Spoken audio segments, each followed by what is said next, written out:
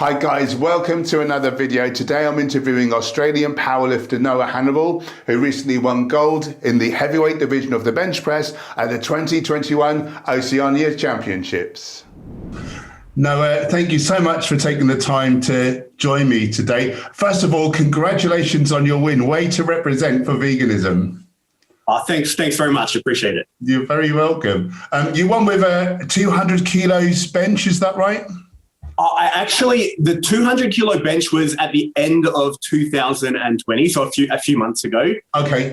So yeah, when Plant Based News did the story, they looked at my most recent bench that I pressed. So this was a bit less because I dropped a bit of weight. So it was a 400 pound bench, so 182 kilos. But you were the strongest heavyweight in all of Oceania anyway. Yeah, that's correct. That's pretty damn impressive. And your federation is drug tested, isn't it, as well? So that's a natural. Yeah, that's right. It's Powerlifting Australia, so it's government drug tested by the ASADA.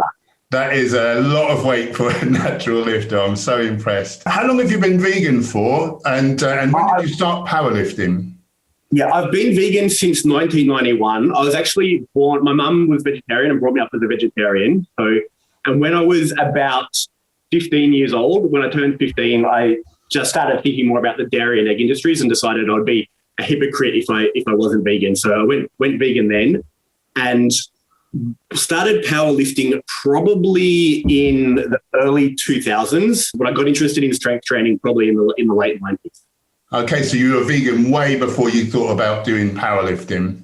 Yeah, that's correct. So I was a vegan for animal rights reasons, and then there was a slew of reasons which I'm happy to talk about if you want. But basically breaking stereotypes that vegans are weak and wasting away, pale weaklings. So that was a large part of the reason why I got into training.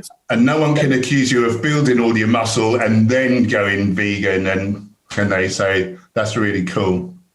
Yeah, that's correct. Because that's the thing. Like a lot of vegan lifters, people say, "Oh, you got strong from eating meat." But now there's more lifters that have been vegan for like years, if not decades, and that are sort of showing that's a lie. You can build muscle and you can maintain muscle easily on a vegan diet. So that lie is being well and truly put to rest. Yeah, I mean, no animals make amino acids, do they? Like the amino acids are made by the plants. We and the other animals, we merely recycle these aminos into the proteins we want, including muscle. And and we're proving it. That's the thing. Yeah, an amino acid is an amino acid. Like there's nothing magical about meat or animal products that you need. Like you can get everything from plant-based aminos in terms of protein, and there's so many vegan strength athletes that have proven this. How much does veganism play into your motivation to push yourself in the gym? From what you were just saying, I imagine it's like a major sort of motivator for you, is it then? To tell you the story of how I got into strength training, this would have been around about the late 90s. I was just starting uni, and I was kind of known as the vegan. Back then, nowadays, probably the most common question is, where do you eat protein? But back then, the most common question was, what's a vegan? Like it was just so many people didn't even know what veganism was. And there was a guy in sort of my friendship circle. He was a bodybuilder. He was a huge guy, like legs like tree trunks. And he was basically saying it's impossible to get strong as a vegan. And I, of course, took that as a challenge. And so I said, I challenged him to an arm wrestle and said, if that's the case, arm wrestle me, give me 3 months to train and let's do it. And I was laughed at by pretty much everyone we knew. But I basically went and did as much research as I could because back then there was no Patrick Baboumian or Clarence Kennedy. You could say, yes, you can be strong as a vegan.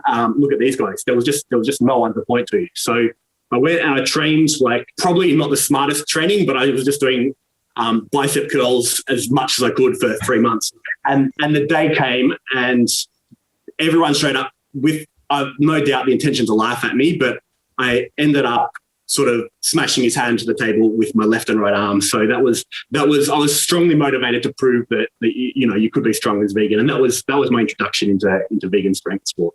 Wow, that's fantastic. I love that. How easy was it to be vegan in Australia when you first went vegan? And how easy is it nowadays? The difference is astronomical. It's like nowadays it's so easy. You can go to the supermarket, you can get lasagna, ice cream, baked Alaska. Like it's all there.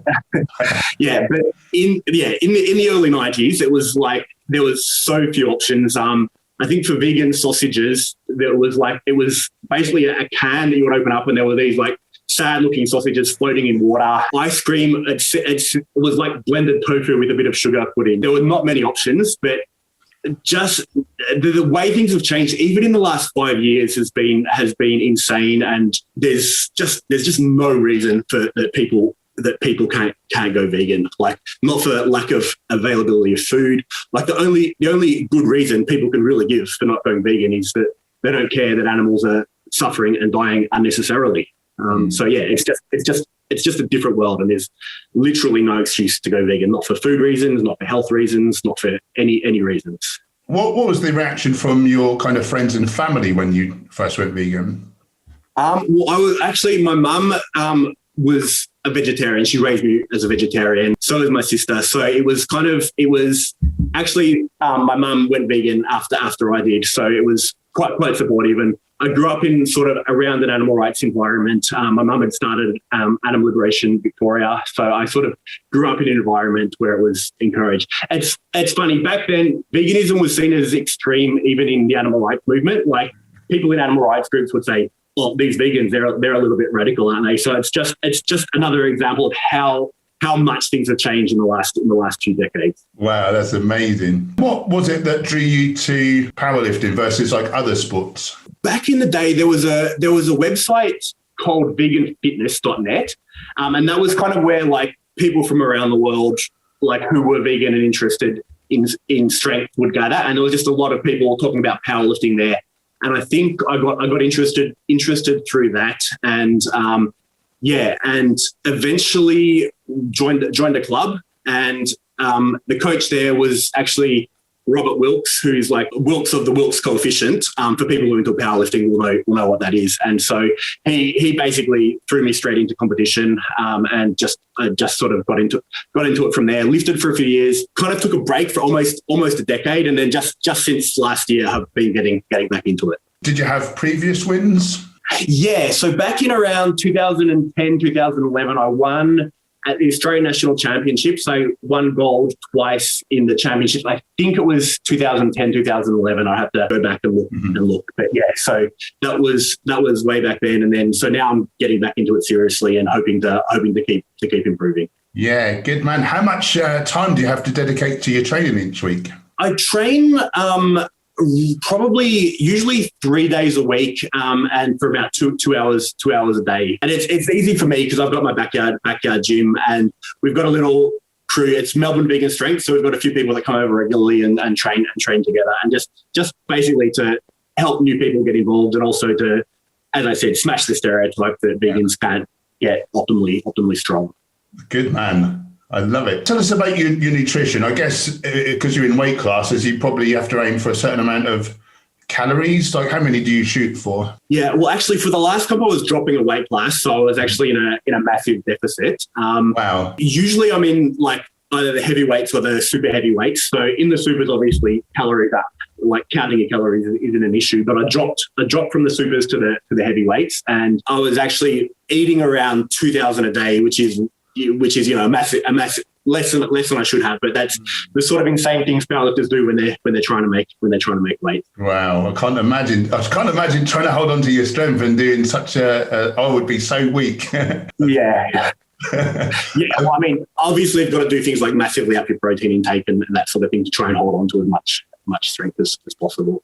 Yeah, speaking of which, do you have a specific macro split? My sort of eating philosophy is eat anything that's not nailed down and that's vegan. So I don't tend to get too much into it. But when I was dropping weight, I was trying to get to 40% protein and then just let the rest take care of it. Whatever else. Yeah. And what are your kind of staple foods that you eat? I eat a lot of tofu, tempeh, plant-based meats. Seitan is just something I've incorporated in the last year or two, and that's like homemade seitan. It's cheap, it's easy to make. It's got so much protein, it's calorically low. So and you can flavor it to taste like a million different ways. So like I can't sing the praises of seitan enough.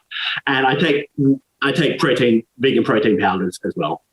Yeah, and then kind of carb and fat sources. What things do you eat? Many whole foods? I try to. Like there's I guess I have two sides. There's a side where I am eating as I should be eating, which I will eat like a lot of whole foods. Like I like salads, a lot of avocado. But I also have my junk food side. So it's a constant battle inside my head. But I'm trying to permanently drop to the 120 weight class. So I think I need to concentrate more on eating like more whole food based diet. My one tip for that is really just fill up on the low calorie veggies. You can basically eat as much as you want, I've found, as long as it's, heavy on the low calorie veg and the weight falls off. You feel amazing because it's nutrient rich. That's my, it's like a cheat code to fat loss. Do you have any sort of favorite meals? Burritos, pizza, like the usual suspects. When I'm eating healthy, like I think I'll make like a big salad with like lightly fried spinach, just using like, a gram of olive oil, mix that in with like half an avocado and like a lot of chopped veggies, like red cabbage, sauerkraut, and just something simple like that. Like I can have a huge bowl and it's like super filling, super huge meal, but like very low in calories. Nice. I like your style. And which supplements do you take? Okay, so in terms of being a vegan rather than strength-based supplements, I take B12, of course. In the winter, I'll take a vitamin D, and in terms of, I'll take some fatty acids as well. Like I often get them from like flaxseed, but I'll also sometimes take an omega-3 DHA. So those are the ones that I take specifically because I'm a vegan. And then in terms of strength, like I'll have protein powders and just amino acids like creatine, beta-alanine, lysine, and sometimes citrulline malate just to help with training. So protein powder and amino acids is pretty much all I take in terms of training. Cool. Do you feel that your nutrition gives you an edge against your competition in any way? It's hard to know because like I've never eaten meat and I've been vegan since I was 15 for 30 years now. So I don't really have anything to compare it to, but a lot of people I've spoken to who have gone vegan, strength athletes, have said they just recover so much better. And I guess sort of the fact that like I'm so old and not falling apart is a good testament to veganism as well. Like I feel like in great shape, and I feel like I can still take the hits of training heavy bench multiple times a week without sort of my bones creaking and feeling like like I'm basically falling apart. So I always feel fresh after a training session, recover quickly. So based on speaking to other people who have eaten meat and then gone vegan and the changes to them, I'd say there's probably definitely something there. Yeah, I think that's what I'm noticing is like, I think when we're younger, we can get away with a horrible diet and still perform extremely well. Into middle and older ages, I'm kind of seeing the vegan athletes, they're the ones who tend to be able to keep going and, for much longer. And energy wise as well. For me, my energy is so much better for training. This, and from a bodybuilding perspective, I think I used to be so high protein, lower carb. Now I've flipped that on its head. And now so my muscles are more volumized. I get better vascularity. I have more endurance. I feel so much better as a vegan, for bodybuilding anyway. Yeah, amazing. What would you say to anyone that's interested in going vegan, but they're scared it might inhibit their health or their sports performance, or maybe they're a guy and they're scared that they're going to be ridiculed from their friends? Do you have any advice for that? Yeah, sure. I mean, I guess that's one of the main reasons guys especially have, like they think they'll be seen as weak if they're vegan, and they think physically they'll be weak. So I think firstly, in terms of physically, like that's just as I was saying before, that's just been shown to be a lie. Like there are so many strength athletes lifting huge amounts of weight that's just been put to rest. And the stereotype that vegans are weak is pretty much dying. Like each year there's stronger and stronger vegans. So so it's basically, I think with time, especially as veganism is becoming more mainstream and sort of more and more super strong vegan beast mode sort of lifters are emerging. Like it's you can't say that that you can't be insanely strong as a vegan. So I think the stereotype is too slowly, but it is slowly dying, and I think it's going to become more and more the norm that there's people at the highest levels of strength sports that are vegan. At 120 kilos, you've certainly earned your IG handle, the Vegan Tank. For want of a better phrase, you're very obviously like a man's man. What do you think it is about you that you're happy to feel your feelings and show kindness and compassion when so many men are scared to do that? I think it's just like I've always been taught to do the right thing. And I think going back to the stereotype that being vegans are weak, I think it's the opposite. Like it actually takes a bit of courage for people to stand up and say, this is wrong, even though society says it's okay. This is actually wrong. Like there's no way you can look at these animals being treated horrifically, living lives of suffering, dying in slaughterhouses and say that this is okay in any way, and if you're a psychopath. And so to actually go against what society has normalized as okay, it's actually... I think it takes courage for people, and it's so encouraging to see that more and more men are actually saying, yeah, this is wrong, I'm going to stand up against it. And I think men that go vegan are actually showing incredible courage and strength. Yeah, totally agree. I saw on Instagram, I've seen you hanging out with lots of cool animals. I must admit, I'm very, very jealous. Can you tell us a bit about your animal rights work? Yeah, for sure. I've been involved with Animal Liberation Victoria since I was a kid. One thing that Animal Liberation Victoria (ALV) is known for is the open rescue movement. So what we would do is sort of go into animal farms to expose the conditions, and we would basically show our faces, because what would happen when people would do rescues wearing balaclavas, it would allow the media to sort of demonize them and demonize animal rights activists as sort of terrorists and criminals. So we would go in and show our faces and say, look, we're here, these animals are suffering. If humans were being treated in these conditions, like anyone would break the law to go in and get them out. And this is no different. These are innocent animals being abused. We're going to go in and get animals that are sick and dying and that need veterinary care to the care that they need. Yeah, so we would do that, and we would document the conditions. And it was a great way to actually educate the public about what's actually going on in these industrial farms. Yeah, that's incredibly brave. My hat's off to you, buddy. That's so nice. Now, I saw on your bio, you were telling me there was a story on there about a lady, and I think she couldn't quit smoking, and she did something really unusual in order to motivate herself. And you've sort of taken a leaf out of her book. Can you tell us about that lady, and then the amazing accomplishments that you've managed by following her example? Sure. That was a few years ago, so I have to sort of refresh my mind. But basically, she'd been trying to quit smoking for basically her whole life, and she kept failing. So what she finally did was she said to her friend, if I ever smoke again, here's a lot of my money. If I ever smoke again, I want you to donate it to the Ku Klux Klan. And so basically, the thought of her having to give her money to the KKK was so reprehensible to her that she never smoked again. So I did something similar. I set myself a bunch of goals for the year, and if I failed them, I would have to donate money to the Meat and Livestock Association. So I basically use that as a motivator to accomplish some goals that year. Yeah. And yeah. It's quite effective, because like I couldn't imagine anything worse than giving money to the meat industry. So it was a good way to motivate myself to get things done that I wanted to get done. That is so unique, and that's excellent. And what feats did that manage to propel you to do? There were a number of them. There was like a handstand push-up. It was all sorts of things. To learn to speak Spanish.